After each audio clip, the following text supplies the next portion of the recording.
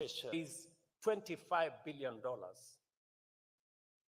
We need to demonstrate our commitment and belief in the investments we are making in this institution. Nobody doubts that investing our resources in Africa Development Bank is a logical, it is a profitable investment. I have since had I was motivated by the profits I saw and the dividends that will be paid.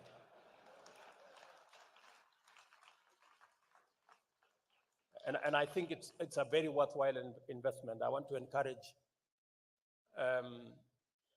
public and private entities to equally invest. I promise you it is a worthwhile investment. Given the glaring shortcomings of the current climate financing ecosystem, we need to fundamentally reconfigure prevailing financing patterns and adopt more innovative financing structures that eliminate access barriers. I commend the Africa Development Bank Group for developing innovative financial instruments tailored to our continent's unique needs.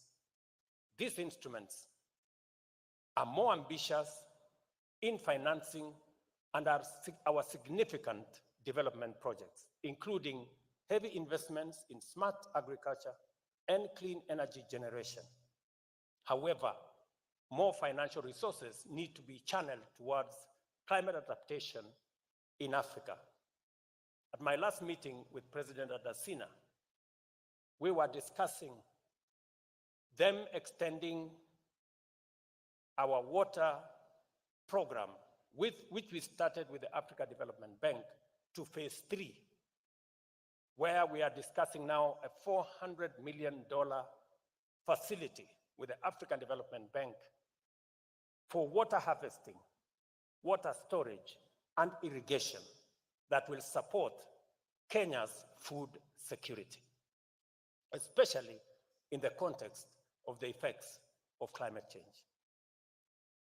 Ladies and gentlemen, at this juncture, I wish to underscore the critical role of the Africa Development Group's annual meetings in advancing progressive discourse, structured dialogue, and knowledge events. These engagements provide an opportunity for collective deliberation and facilitate the dissemination of relevant knowledge among high-level decision makers in Africa from different sectors, including government leaders, academics, and the private sector, among other key players. The 59th annual meeting takes place at an important juncture in our continent's developmental history. I am confident that all of us gathered here are able, willing, and ready to apply ourselves accordingly and do justice to our common agenda of taking Africa to the next phase of transformation through constructive deliberations. Let me say this finally. My colleagues, the heads of state and government in Africa, asked me to take over the baton from my senior, President Paul Kagame, on reform of institutions of the Africa Union. It is an assignment I intend to work on with the support of my colleagues, to align it with aspirations of today, and so that we can support more financial institutions like the Africa Development Bank and all the other continental institutions to support Africa's development and progress. As I take over the assignment from President Kagame, let me make 4 points on that reform. Number one, we will be proposing that the Africa Union Commission, the executive, be given sufficient power to be able to prosecute Africa's economic diplomacy, so that we can unlock the potential of our continent so that we can showcase the assets that we have, our mineral assets, our agricultural development assets, our human capital assets, our natural resources assets, and use them to create investment opportunities so that we turn our potential into opportunity and opportunity into investment and create a better Africa for all of us. Number two, to make Africa Union a fit-for-purpose organization to take charge of the consolidation of the African market through the Africa Continental Free Trade Area.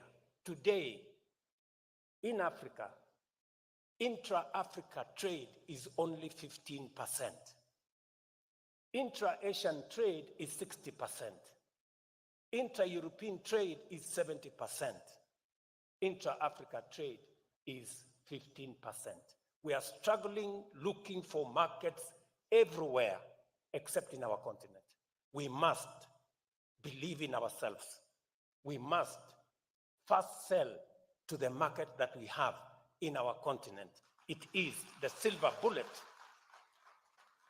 And it is what is going to increase the contribution of trade from Africa from 2% to the next level. Number three, we must make Africa Union fit for purpose to secure this continent. The Africa Union must take charge of our peace, security, and stability. The Africa Union must make us solve the problems of conflict and war in our continent.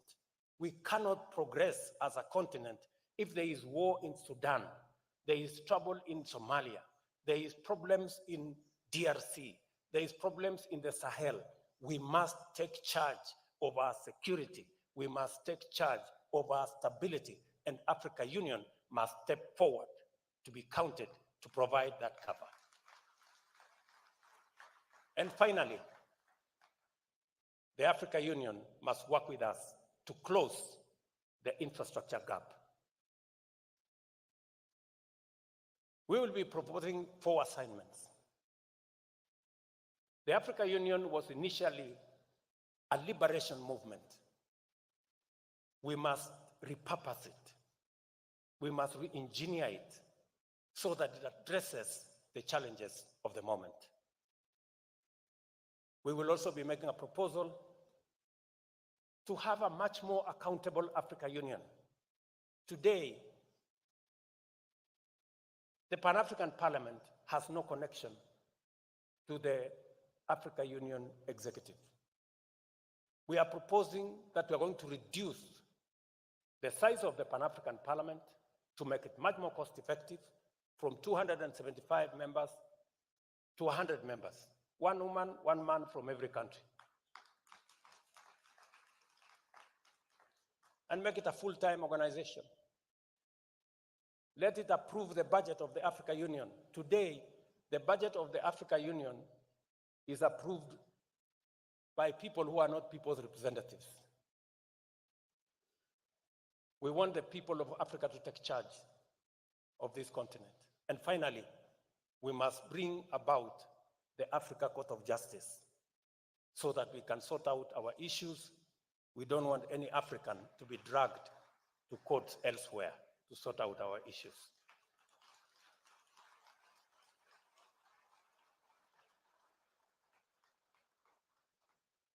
We need something short of a revolution to have a good organization for ourselves. I look forward, ladies and gentlemen, to the output of these meetings, and I am optimistic that your recommendations for reforming the architecture of the global financial institutions will be as radical and as ambitious as the AU's Agenda 2063. Your participation here promises viable solutions to enable our countries mobilize sufficient resources to close Africa's development financing gap and accelerate our structural transformation across the continent. Ladies and gentlemen, the 59th annual meeting of the Africa Development Bank Group is now officially opened. I thank you.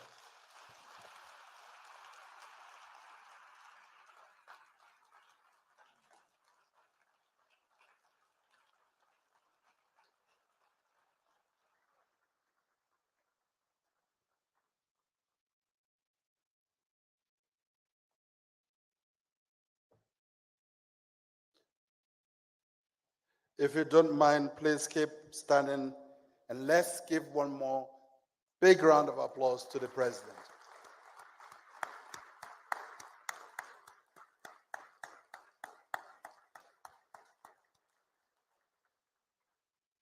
You may be seated.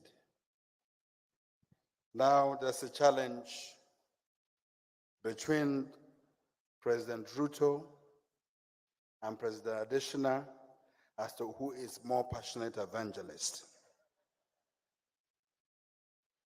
Ladies and gentlemen, excellencies, with that strong and inspiring address, we have come to the end of the opening ceremony, and we will now transition to the presidential dialogue, Africa's transformation, the African Development Bank Group, and the reform of the global financial architecture, which will then be followed thereafter by the commemoration, a short commemoration ceremony of the 60th anniversary of the African Development Bank.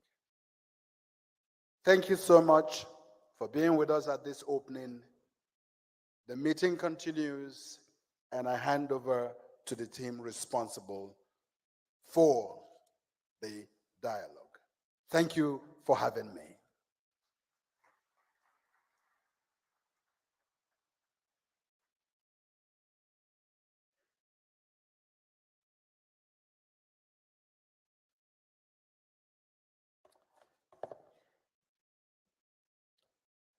Your Excellency, Dr. William Samoei Ruto, President of the Republic of Kenya, Excellencies, heads of state, representatives of heads of state, governors of the bank, distinguished ladies and gentlemen, kindly permit me to stand on already established protocols.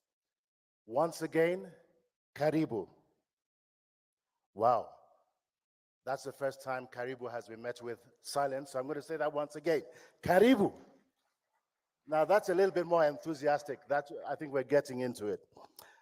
Thank you very much, President Ruto, for those really, truly inspiring and passionate words. Very, very heartfelt. Thank you very much. Welcome to this presidential dialogue on Africa's transformation, the African Development Bank Group, and the reform of the global financial architecture here at the annual meetings of the Board of Governors of the African Development Bank, holding at the KICC, Kenyatta International Conference Center, in the beautiful, and I must say green, capital city of Nairobi. My name is Victor Oladokun. Yes, you can clap for Nairobi and certainly for Kenya. Kenya is green and has had a long history of being so. My name is Victor Oladokun, and it really is an honor to moderate the two presidential dialogues that are ahead of us this morning. Our conversations will revolve around what must be done in a fast-changing, dynamic global environment to kickstart and transform Africa's economies, as well as ensuring that they do remain sustainable. But first, permit me to invite to the podium a global leader who has a reputation, actually two reputations. One for not believing in the word impossible, and two, for being dubbed Africa's optimist-in-chief, a very well-deserved tag.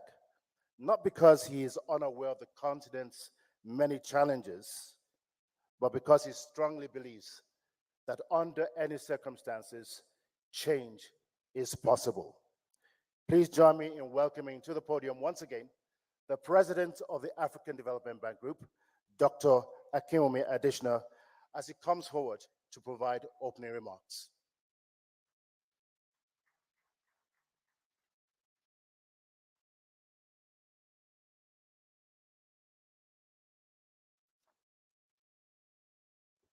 Your Excellencies, heads of state and government, their governors, I wish to thank you immensely for attending these 2024 annual meetings, and in particular for being here for this particular session.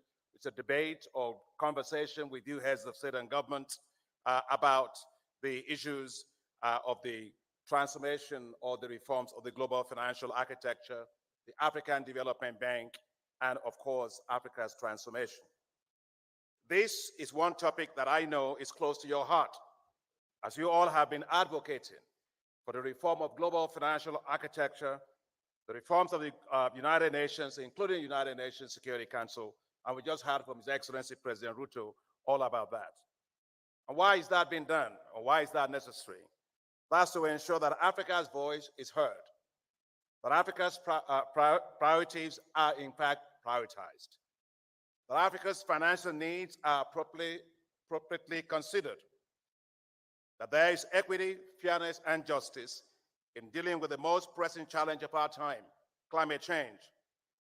Clearly, the global financial architecture has a great role to play in mobilizing resources for development. Yet, it is not delivering enough for Africa in 5 ways. First, it is under-delivering on climate finance for Africa.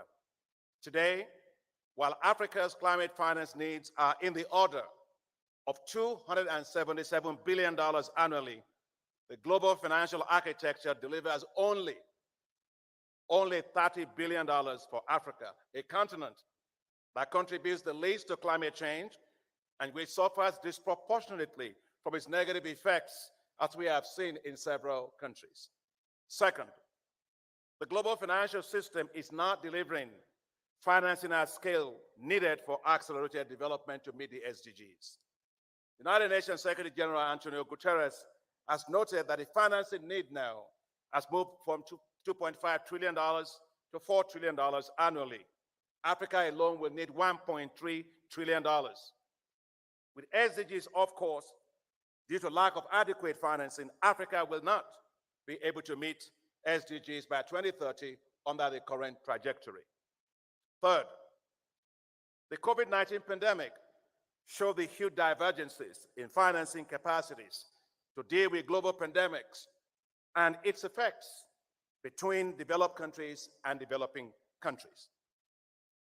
While developed countries provided over $19 trillion to support their economies during this crisis, pandemic, equivalent to roughly 18% of the global GDP, African countries provided only $83 billion or 3% of their GDP. No wonder there is economic divergences between Africa and developed countries and even emerging market economies, because we hear something about COVID, that people have long COVID. But now also in terms of fiscal space for African countries, it's a long COVID in terms of fiscal space because it takes a long time to be able to recover from such pandemics like that. Fourth, the global contingent financing facilities have not been fair and equitable. Take the case of the special drawing rights, as President Ruto has mentioned. Out of the $650 billion of Asia allocation, Africa got $33 billion, which is roughly 4.5%. In other words, those that needed it the most got the least.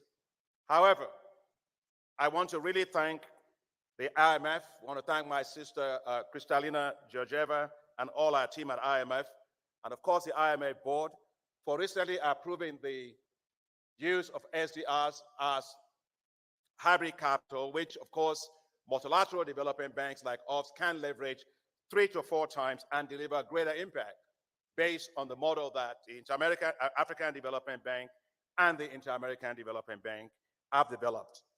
We're very grateful for that support. I also like to commend the IMF for providing a third seat for Africa at the board of IMF, as the chairman person of the African Union Commission mentioned the importance of having more space around the table for Africa. And we're grateful for that as well. The admission of African Union to G20 is also a commendable development, long overdue. Fifth, the global financial architecture is failing in dealing with the high rising debt burdens of African countries. While the G20 Common Framework is working to address these challenges, and we support it, to achieve equal and comparative treatment between official creditors, private creditors, and commercial lenders, the process, however, is taking way too long.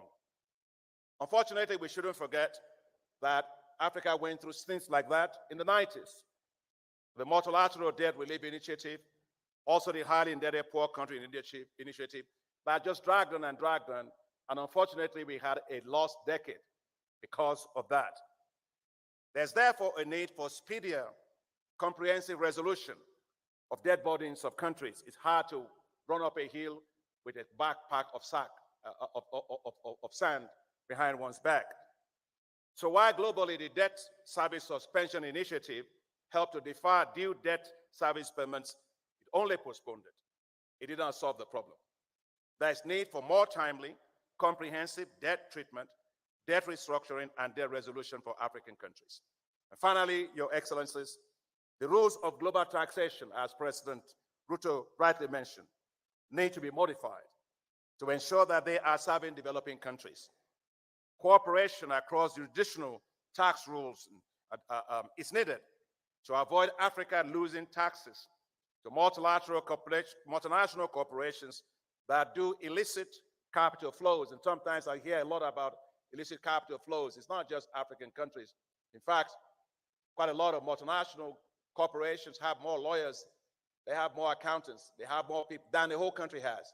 And therefore, we have to make sure that the whole issue of profits, tax avoidance, and profit-based shifting is addressed. In my view, if you do business in Africa, you should pay taxes in Africa. Your Excellencies, we look forward to hearing your views and perspectives, especially what the African Development Bank and all of us can do in the reforms of the global financial architecture. I'm particularly delighted that my dear brother and friend and colleague, His Excellency Dr. Mohamed Al-Jazal, President and Chairman of the Islamic Development Bank Group, is here with us today at our annual meetings, and he will also be sharing with you some thoughts ahead of your conversation. Once again, thank you, Your Excellencies, for your participation. It's a great honor for us to have you. Thank you very much.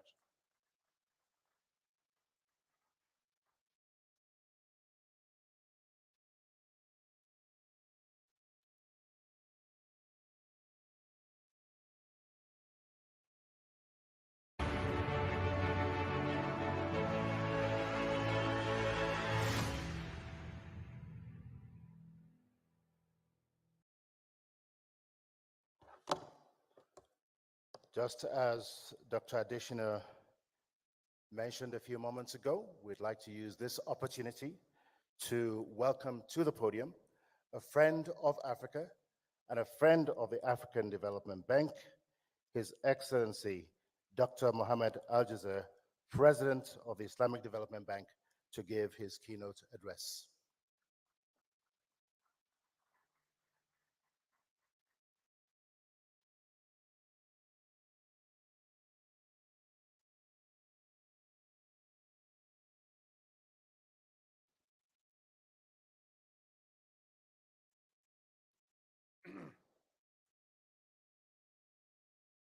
بسم الله الرحمن الرحيم. Your Excellency, President William Ruto, the President of the Republic of Kenya. Your Excellencies, Heads of State, Your Excellency, my dear brother and friend, Dr. Adesina, President of the African Development Bank Group, the honorable heads of international and regional institutions, honorable ministers, ladies and gentlemen. It is indeed an honor to be part of this special gathering to celebrate the African Development Bank Group's 60 years of remarkable contributions to Africa's development journey. I am delighted to address such a distinguished audience today to share my thoughts on Africa's transformation, the African Development Bank Group, and the reform of the global financial architecture. Let me also take this opportunity to highlight the exceptional value we at the Islamic Development Bank place on our strategic partnership with the African Development Bank Group. It is a commitment to a shared dream of transforming the African continent and helping it deliver on its hopes and aspirations. Your Excellencies, ladies and gentlemen, Africa, a continent full of promise and endowed with abundant resources. Africa, a continent that holds the dreams and aspirations of hundreds of millions of its people. Africa, a continent full of potential, yet grappling with critical challenges on its road to structural transformation. Since the turn of the century, many African countries have exhibited strong economic growth. A significant portion of this growth is the result of better macroeconomic management, higher investment and trade, larger regional markets, and to a lesser extent, some degree of structural transformation. Despite this progress, the core components of human development, including income levels and formal employment, remain low and vulnerable to shocks. This leads me to the key question that the region and its governments need to tackle in the coming years. What will it take to ensure that this higher growth is sustainable and inclusive?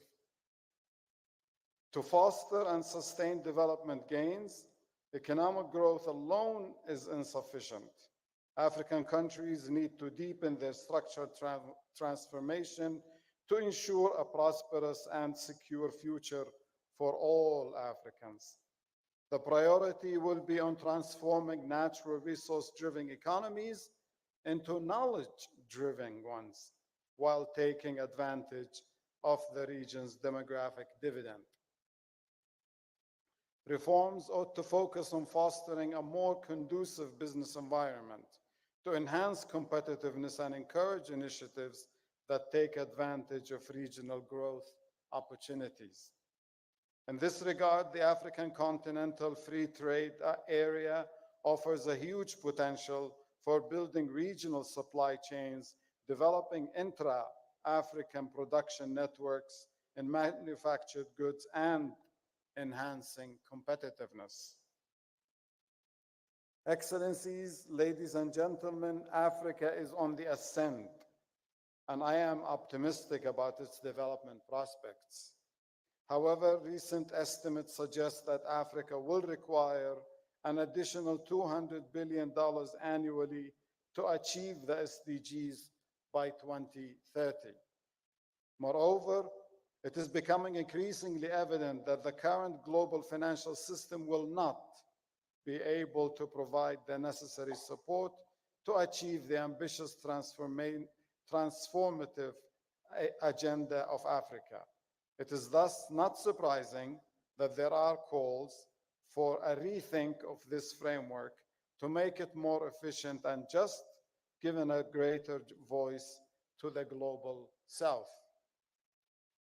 Additionally, significant resources are being diverted to debt servicing at the expense of critical investments in health and education. This situation clearly demands urgent reform. Excellencies, ladies and gentlemen, over the past 5 decades, the Islamic Development Bank Group has remained steadfast in its commitment to Africa's socioeconomic development. By the end of 2023, our financing to Africa totaled approximately $74 billion, including $45 billion specifically dedicated to enhancing trade. Our efforts have been significantly strengthened through long-standing cooperation with development partners, including the African Development Bank. Between 2017 and 2023, we achieved the record co-financing volume of $2.9 billion with the African Development Bank, enabling us to co-finance 22 operations across diverse sectors, and some of them have been mentioned by my brother, Mr. Adesina. I am pleased to announce that during the Islamic Development Bank's Golden Jubilee celebrations in Riyadh last month, we further enhanced our partnership with the African Development Bank by expanding its scope and setting a higher co-financing target over the next 5 years. In this quest,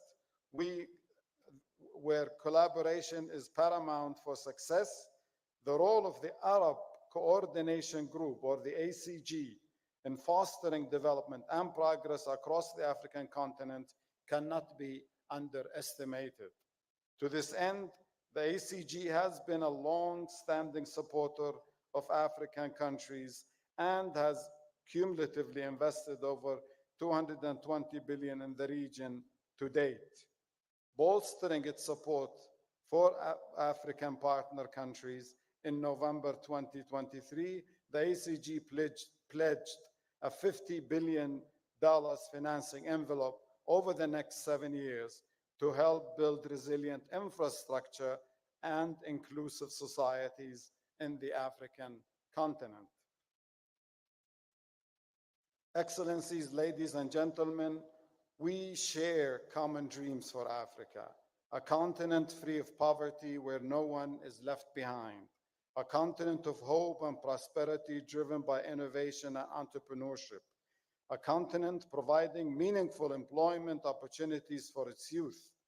We remain steadfast in our commitment to work with our development partners to rekindle hope, to realize Africa's dreams of transformation, especially when we recall the wise words of our host, His Excellency President Ruto, and I hope he doesn't mind me quoting him, who said recently, only very recently, that Africa is neither facing east or west, but is facing forward.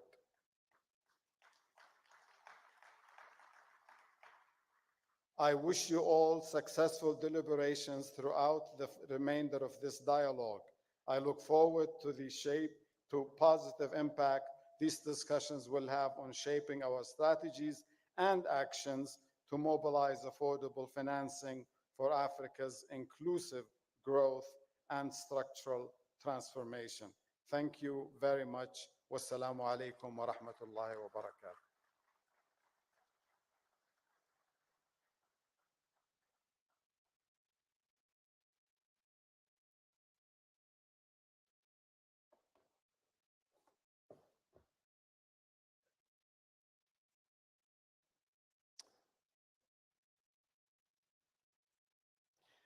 Many thanks, Dr. Al-Jazeera, for your keynote address and for framing many of the issues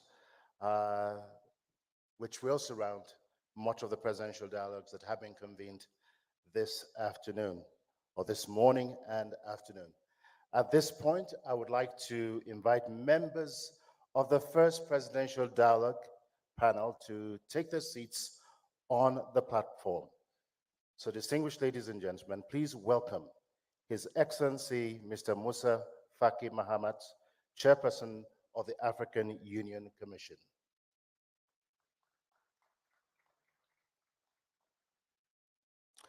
Her Excellency Mrs. Sarah Kugon Gelwa Amadila, Prime Minister of the Republic of Namibia, representing His Excellency Mr. Nangolo Mbumba, President of the Republic of Namibia. His Excellency Mr. Mohammed Yunus El Menfi, President of the Presidential Council of the State of Libya.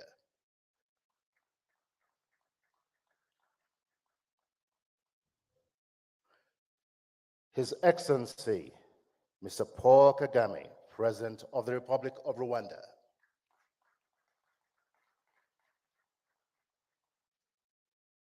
last but certainly not the least, His Excellency Dr. William Samoei Ruto, President of the Republic of Kenya.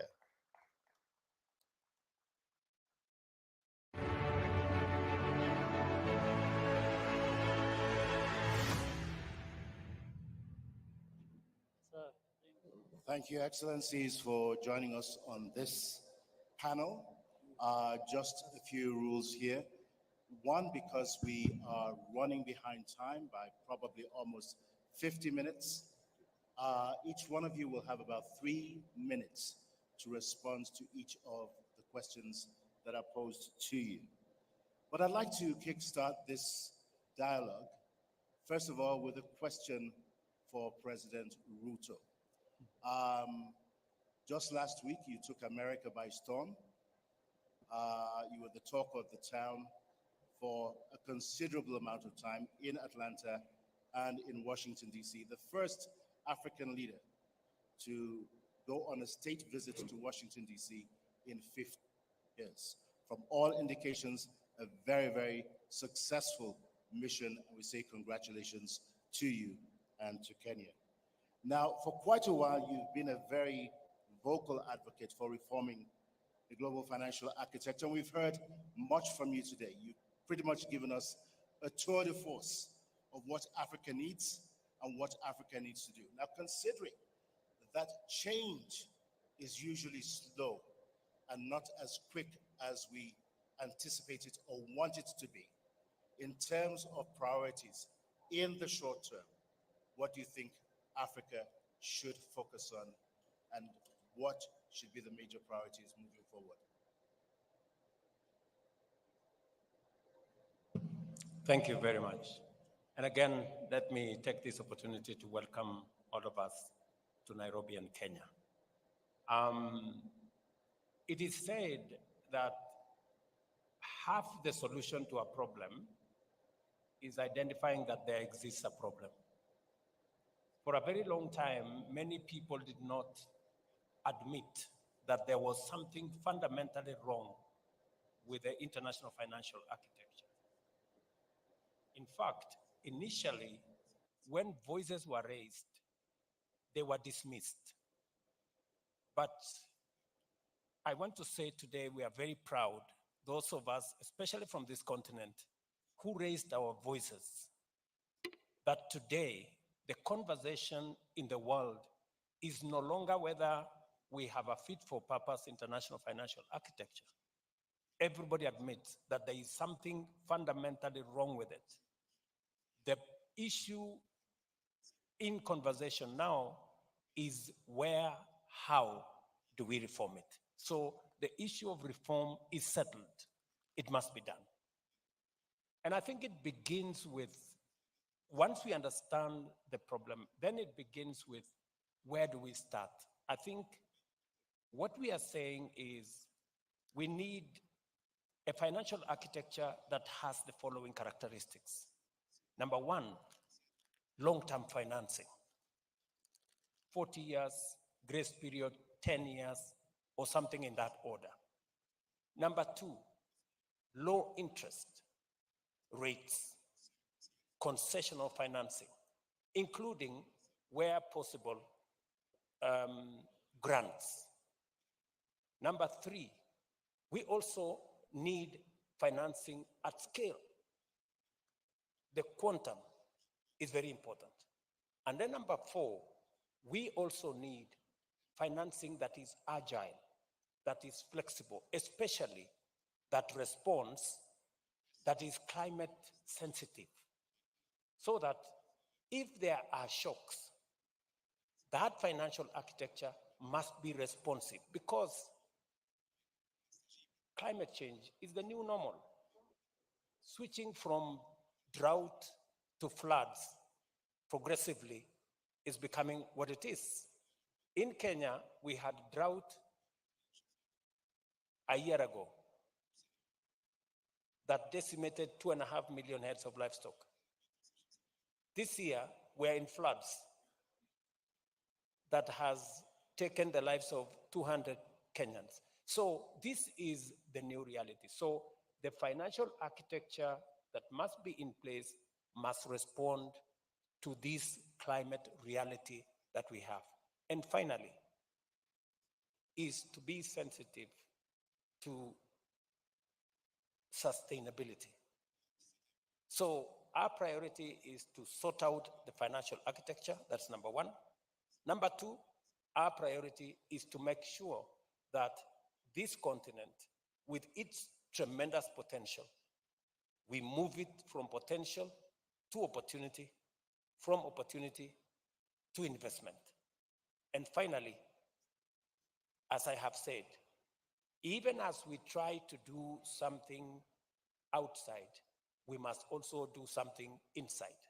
That is why we are also looking at our own systems, our own governance, our own instruments.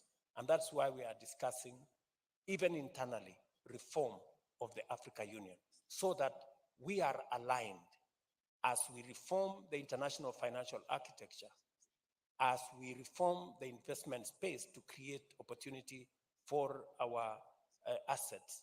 We must also reform our own institutions so that we align them and repurpose them to be in line with our aspirations and the outcomes we are looking for.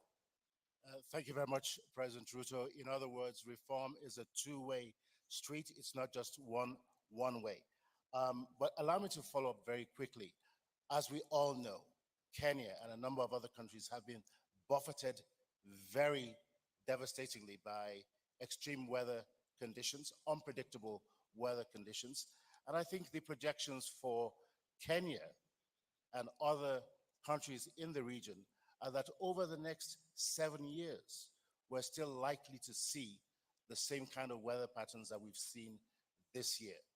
That being the case, and again, following a two-way reform process, what is it that African countries should be doing right now to mitigate the effects of climate change? It is true that predictions are that Kenya and our region is going to have above normal rains for the next 7 years. That's a prediction. It is both positive and negative. And that is why, working with institutions like the Africa Development Bank, we are developing resilience instruments. It is the reason why we are having a conversation with the Africa Development Bank on our water infrastructure. How do we take care of this excess water? And how do we turn this excess water into an asset for making sure that we use it for our food security, we use it for the positive elements. So we must align our programs, our strategies with the reality of the moment and with the predicted reality of the future. So that is the alignment that we must do. Thank you very much, President Ruto. I'm going to come to President Kagame next on a number of issues, particularly with regards to the global financial architecture, as well as the issue of reforms. Both yourself and President Ruto have been aligned. That being the case, what reforms do you really think should pave the way for giving Africa the resources that it needs to finance its own transformation and inclusive growth, even in the face of devastating climate change? What are the most critical reforms that you see and anticipate are needed? Thank you. Let me quickly, first of all, and more importantly, thank our hosts, President Ruto, His Excellency, and also the President of the Africa Development Bank Group for inviting us here. Now, quickly to the point, we are talking about the architecture of, international financial architecture. Therefore, in mind, we have the architects. So what did the architect have in mind when they provided us with the architecture we have to deal with? They must have had their own interests. They must have framed things the way they wanted to benefit themselves, or maybe we can assume that they wanted to benefit the whole world. Now, we are here discussing the situation as it is, where we find there are enormous resources in this world, but inequitably distributed. So Africa has to look at itself and look at the whole world as it's set up. And we know in this world, people, countries work for interests, their own interests. Africa's interests and the countries of our continent interests must be taken care of, beginning with ourselves. So, and we talk about speaking with one voice many times. It has to be one voice. It has also to be loud and clear and effective. For that to happen, we think about working together. We think about representation, and representation is not also just numbers. It's being able to speak out loudly and representing ourselves rather than having other people represent us. So it starts from what has been talked about, that is very important, when it was in the speech of His Excellency President Ruto and His Excellency Musa Faki.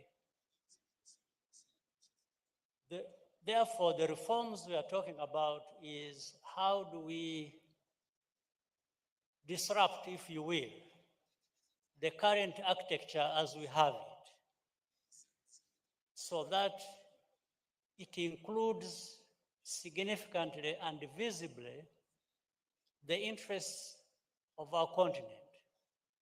Our continent, whether it is human resources or natural resources or any resources we are thinking about, how can anyone interested in the well-being of the people of this world sideline our continent?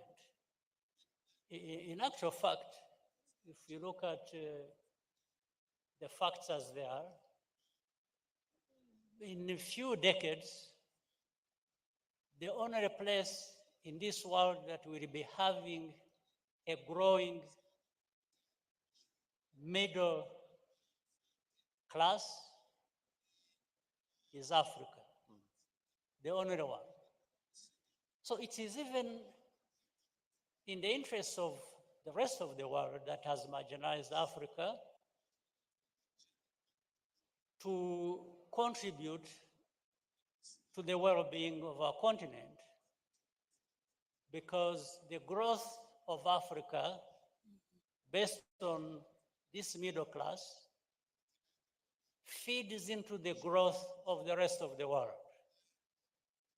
So they should even be accepting some of these proposals in self-interest, because Africa grows, the whole world grows.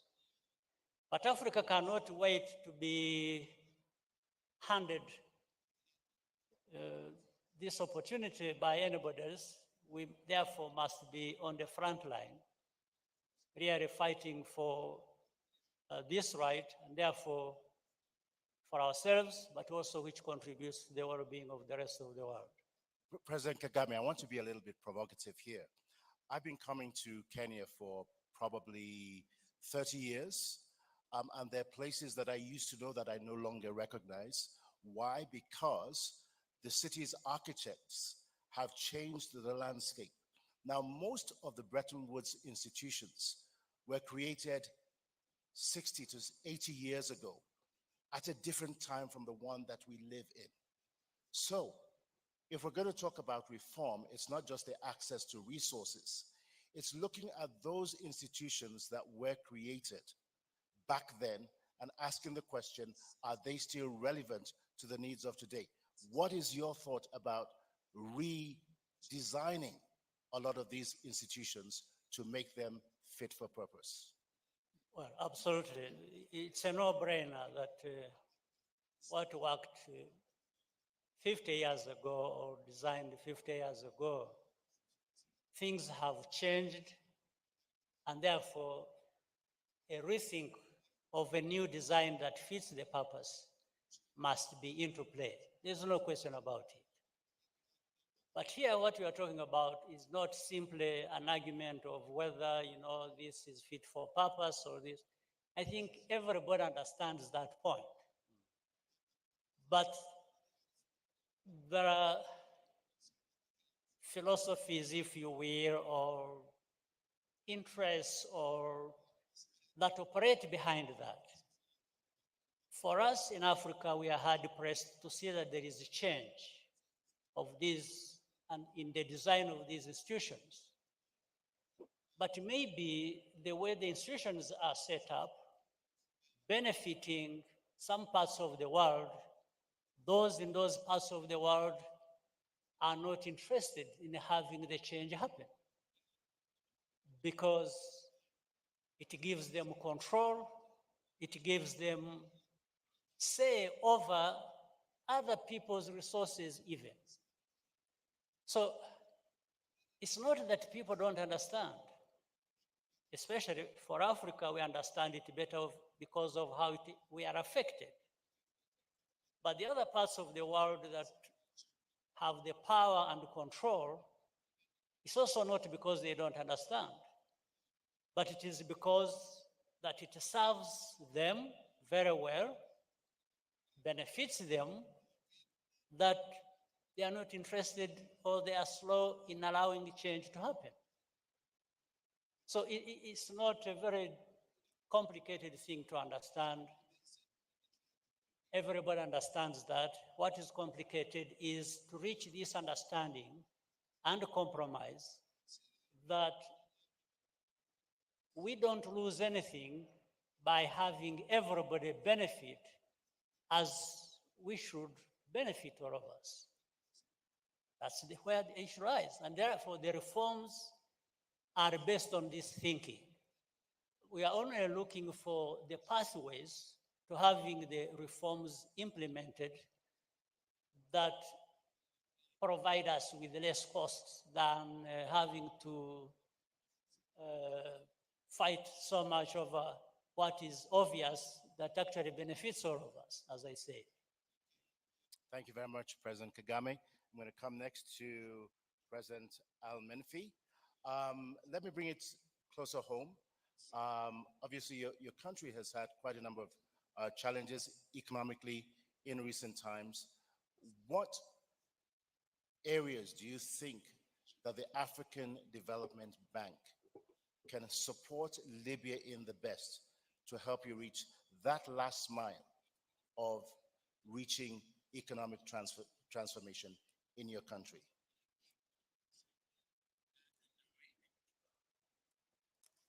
شكرا جزيلا.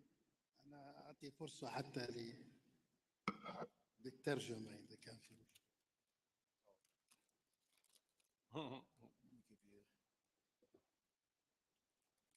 I will talk in Arabic. And President El-Melfi, if you could just move your microphone a little bit closer to you.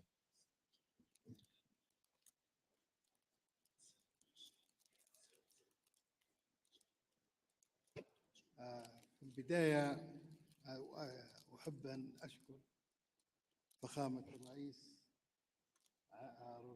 على الضيافة وحسن الاستقبال والشعب الكيني، وأيضا على مجهوده الكبير الذي يقوم به في هذا التحول الذي أعتبره هو نقلة مهمة جدا في التحول المالي وكيفية معالجة المؤسسات المالية في أفريقيا.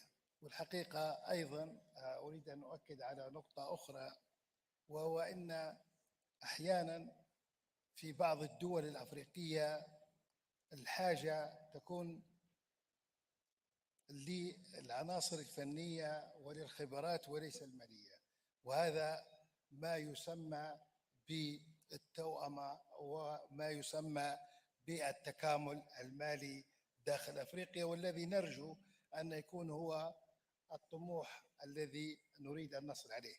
كل المؤسسات المالية أسست في فترة كانت فيها الدول الأفريقية قابعة تحت الاستعمار، وبالتالي أسست وفق آليات معينة لا تخدم أفريقيا، لكن أفريقيا اليوم هي أفريقيا أكثر تطوراً، أفريقيا فيها العديد من الثروات من الموارد، وبالتالي قدرة أفريقيا اليوم على البناء والتنمية تختلف عن أي وقت ماضي. والحقيقة نحن نريد أن نؤكد على أن الدور الذي قامت به ليبيا في فترات زمنية في عدة دول أفريقية، مستعدة ليبيا اليوم أنها تدعم هذا الاستثمار الذي قامت به في دول أفريقية، يحتاج فقط إلى بعض الترتيبات المالية والضمانات المالية مع بعضنا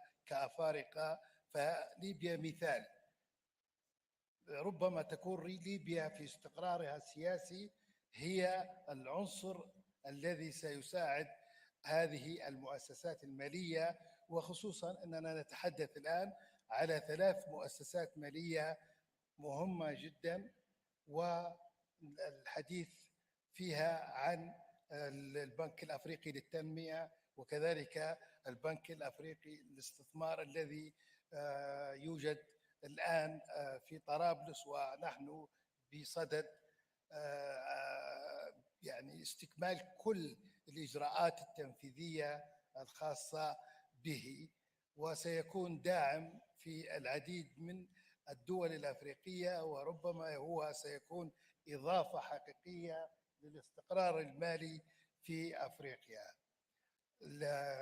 نحن نريد أن يكون هناك أيضا تبادل ما بين، سواء كان بين الدول أو على مستوى الاتحاد الأفريقي داخل ليبيا في الاستيراد والتصدير، وهذا تحدث عليه فخامة الرئيس، والنسب اللي تحدثوا عليها سواء كان التبادل داخل أوروبا أو آسيا. نحن في أفريقيا محتاجين أن يكون عندنا هذا الأمر. فليبيا هي بحاجة إلى تعاون أفريقي، لأن ليبيا هي دائما تنظر إلى بعدها الأفريقي. ليبيا تريد أن تستكمل كل ما بدأ تجاه أفريقيا، لأننا نحن نؤمن بأن قوة ليبيا هي من قوة أفريقيا، وقوة أفريقيا من قوة ليبيا، وبالتالي استثماراتنا عندما تتجه إلى الجنوب خصوصا Kugangelwa Amadila. Kindly forgive me. I know that my pronunciation is not